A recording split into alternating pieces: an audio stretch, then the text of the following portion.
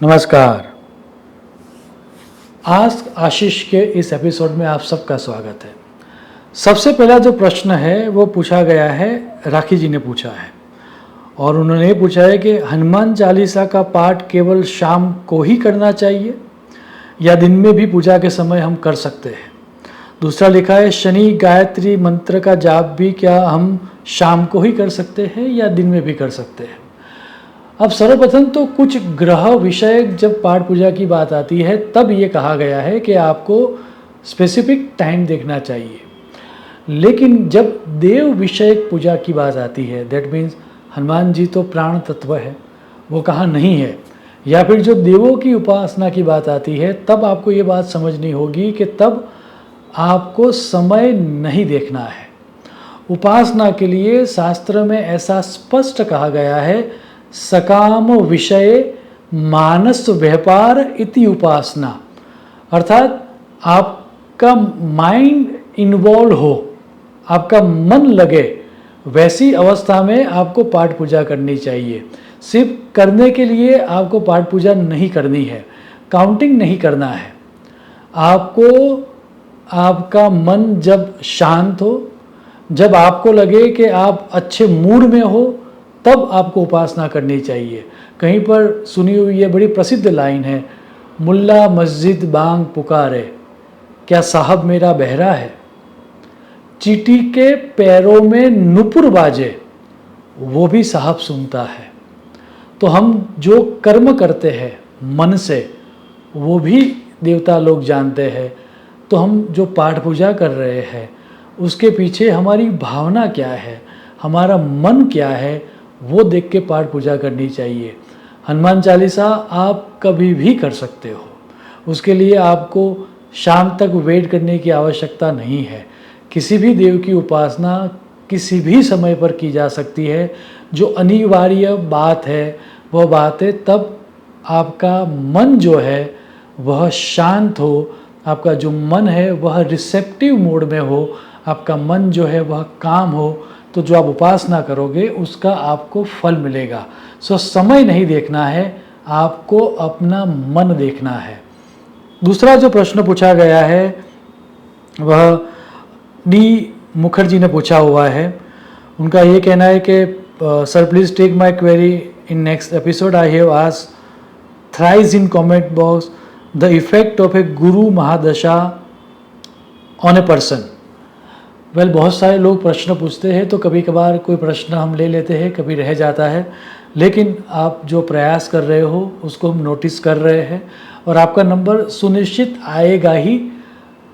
इस एपिसोड में ही नहीं आएगा तो नेक्स्ट एपिसोड में आएगा। तो आप डेफिनेटली अपना प्रश्न पूछते रहना, जितने हो सके प्रश्न उतने में आंसर करने का ट्राई करूँगा।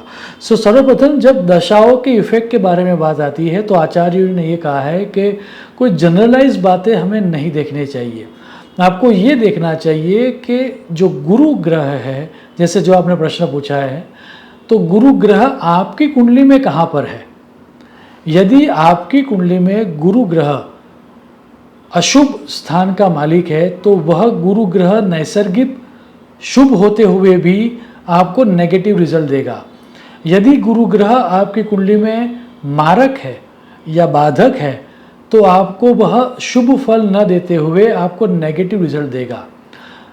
जब हम कोई ग्रंथ देखते हैं या फिर जब हम जनरलाइज बातें देखते हैं या कोई यूट्यूब का या इंस्टाग्राम का वीडियो देख लेते हैं, तब डेफिनेटली वहाँ पर बातें की जाती है कि गुरु महादशा बहुत ही अच्छा फल देती है, आपको बहुत सारा पैसा मिलेगा, आपको आपके ज्ञान में वृद्धि होगी, आपकी हेल्थ अच्छी होगी।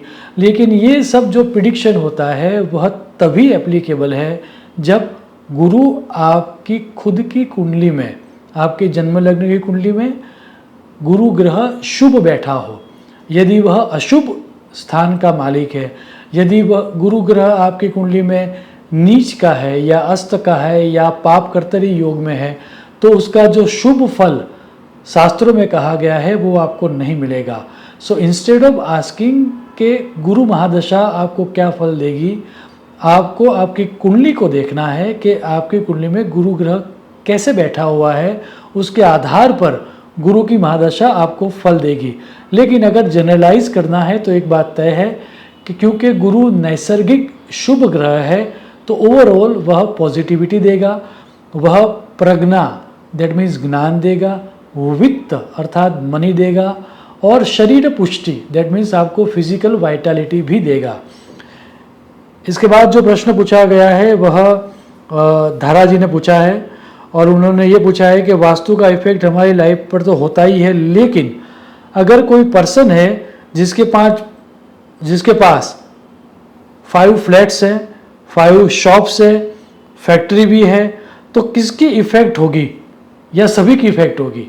वेल, वास्तु शब्द की जब डेफिनेशन देने की बात आई, एक व्यक्ति के पास बहुत सारी प्रॉपर्टीज हो सकती है, 5 क्यों, किसी के पास 50 प्रॉपर्टीज भी हो सकती है, लेकिन कौन सी प्रॉपर्टी उसको ज़्यादा इफेक्ट देगी वो दर्शाते हुए शास्त्र में ये कहा गया है वसंती प्राणिनो यत्र, अर्थात आप कहाँ पर वास कर रहे हो, आप कहाँ पर रह रहे हो, आपके जीवन का मैक्सिमम टाइम आप कौन से वास्तु में स्पेंड कर रहे हो।